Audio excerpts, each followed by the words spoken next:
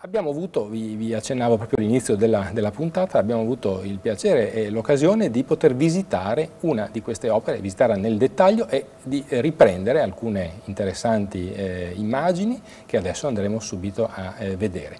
Siamo entrati, Paolo, nell'Opera 4 in zona Valbruna. Sì, ecco, la denominazione precisa Opera 4 Ugovizza. Opera 4 Ugovizza, ecco, mi correggo. In questa maniera fa parte di uno sbarramento sicuramente sembra appunto il più grande nella nostra zona. Qui vediamo in particolare il mascheramento di una feritoia presente all'esterno. Questo è il cosiddetto malloppo, che è un oggetto di calcestruzzo spessore massimo di 4 metri, diciamo che andava da un minimo di 1,5 metri per arrivare fino al massimo di 4 metri. Ecco sì, scusa Paolo, questo era l'esterno, adesso arriva il filmato con l'interno proprio sì, dell'opera.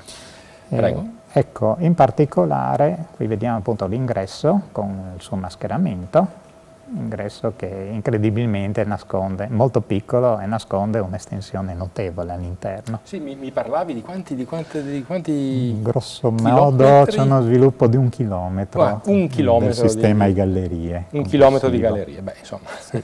Tra l'altro si presenta in ottimo stato conservativo, anche qui evidentemente al tempo, pur non avendo tecnologie costruttive notevolissime, tutto sommato le maestranze conoscevano bene il proprio lavoro e i getti calcestruzzo sono conservati bene. Poi tra l'altro c'è stato fino a 20 anni fa un regolare lavoro manutentivo, perché questa struttura, cosa che prima non è stata detta, è stata riutilizzata parzialmente nel secondo dopoguerra in funzione antisovietica, cioè serviva a contenere un'eventuale invasione d'Italia da parte sovietica.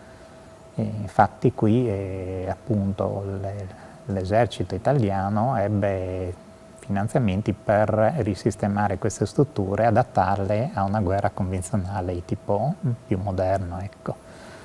Queste strutture sì, sono rimaste in servizio fino al 1992. 1992. Ecco,